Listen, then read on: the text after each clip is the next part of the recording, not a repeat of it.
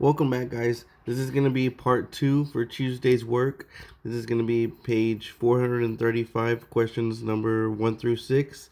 And I'll go ahead and work out questions 1, 3, and 5 with you guys. And you can start with 2, 4, and 6. So question number 1, complete each table. They give us the independent variable, the input. They want us to find the output or the dependent. And we have the rule in the middle.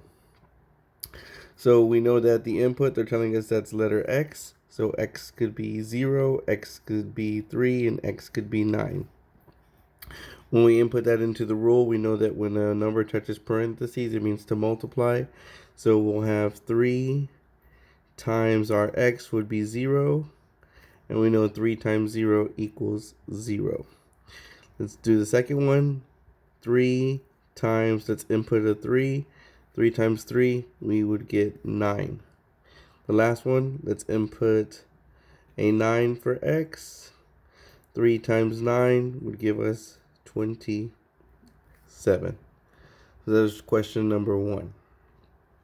Question number 3. What you notice on question number 3, it is we do have the independent variable. We have the rule again. And we have the dependent variable as the output. So what's different about this one is that in question number 1, they gave us the inputs first and they asked us for the output. Here they're giving us the output, so they want us to figure out what the input is. The only problem with that is when they give us the input, we're working in a certain direction with the rule. If they give us the answer first, we actually need to work it backwards. So we'll put a little star next to this as a little note that says, if given the output,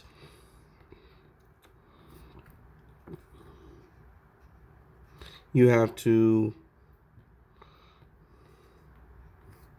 reverse the rule to get the input. So this is going to help us solve for the input. So the rule here, what's happening to the X is they're adding 2 to it.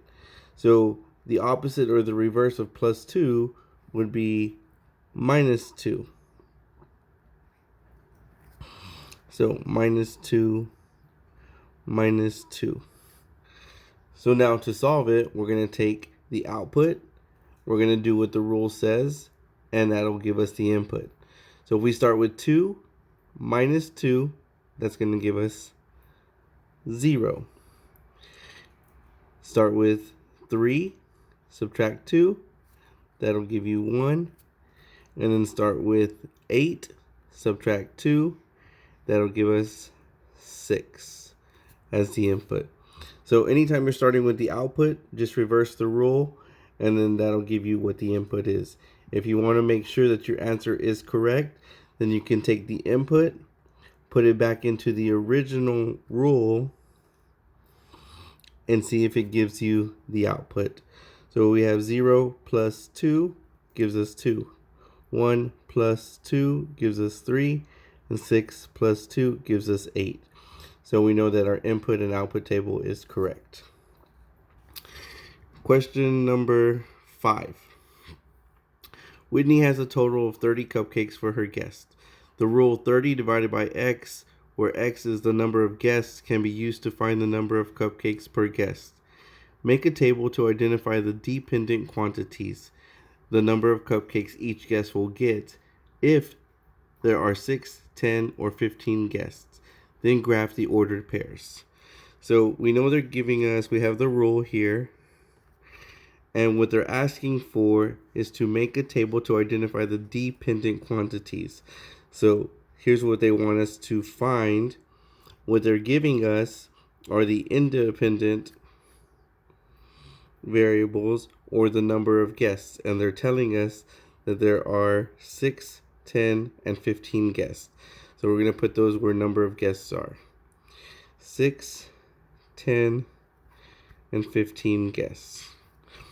Now we're going to take the rule and put our input into the rule. 30 divided by 6 will give us 5. So each guest will get 5 cupcakes. Let's take the second one. We have 30 divided by 10 gives us an answer of 3. So each guest would receive 3 cupcakes. The last one, the rule 30 divided by 15 would give us an answer of 2.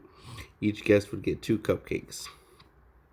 So once you have your answers, you have what is your X value right here on the input, and you have your Y value, which is the dependent or the output. We're going to take that and we're going to graph it on the grid that's over here. So here's what we know.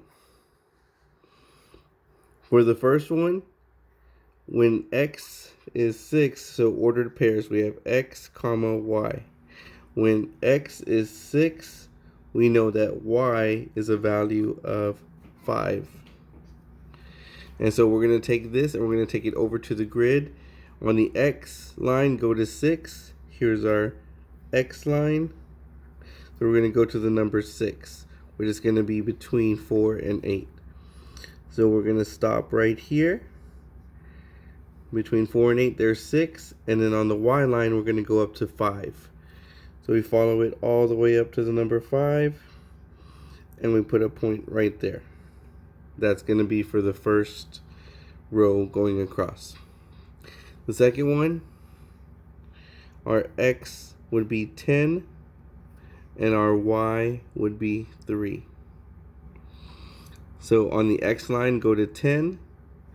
It's going to be here between 8 and 12.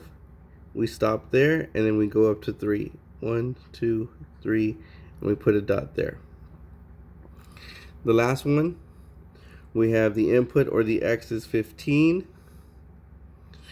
And the output would be 2 cupcakes on the Y. So 2 for the Y. So on the X line, let's go to 15.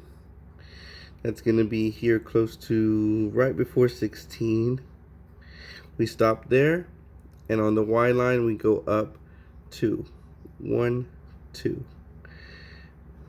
And so this would be the input and output on the grid here for number of guests and the cupcakes per guest.